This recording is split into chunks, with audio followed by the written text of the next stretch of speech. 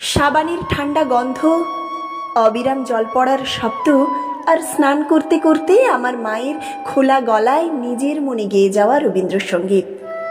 আমার কাছে রবীন্দ্রনাথ মানে এই সব। আমার কাছে রবীন্দ্রনাথ মানে 25শে বৈশাখের আনন্দ উৎসব নয়, 22শে শ্রাবণের ব্যথা নয়, জোড়াসাঁকোর ঠাকুর বাড়ি কিংবা বোলপুরের বিশ্বভারতী। আমি কোথাও তাকে তেমন করে পাই না যেমন পাই আমার মায়ের খোলা গলার গানে। তবে তাও যেমন তেমন কিংবা যখন তখন নয়। সন্ধ্যের অন্ধকার ঘনিয়ে আসা শেষ বিকেলে মা যখন অফিস থেকে ফিরে স্নানঘরে শুদ্ধ হতে যান, তখন। আমার মা কখনো গান শেখেননি।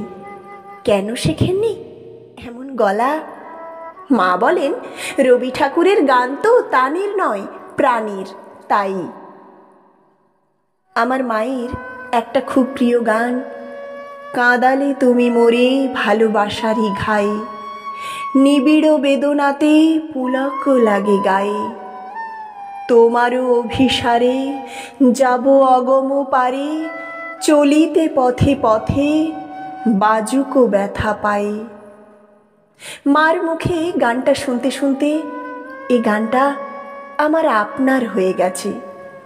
সেদিন হঠাৎ, যেদিন বিকেল হতে না হতেই অন্ধকার ঘনিয়ে এলো, আমাদের একরত্তি বাগানের কচি কচি গাছগুলো ভেজা ভেজা বাতাসে উথাল পাথাল হতে থাকলো। আমার হঠাৎই মনে এলো মায়ের গানের সেই কলিটি।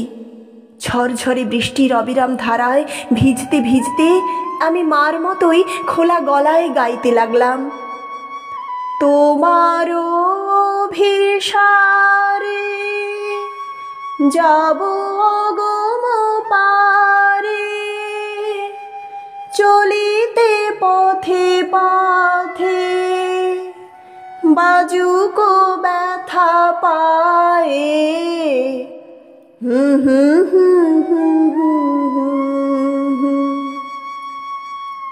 অভিসার মানে কি মা? মা বললেন, অভিসার আবার কোথায় পেলে? কেন, তোমার গানে?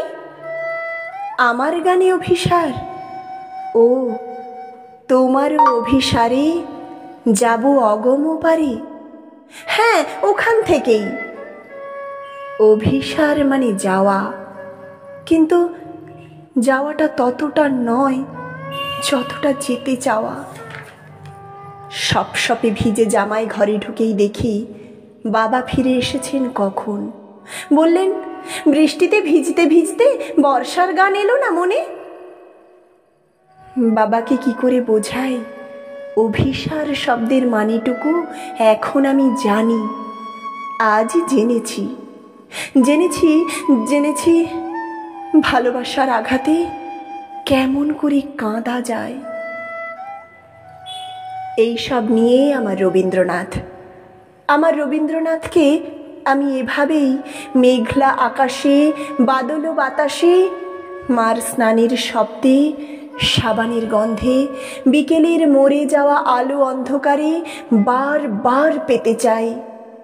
বছরের পর বছর, প্রতি বছর, যত দিন যাবে।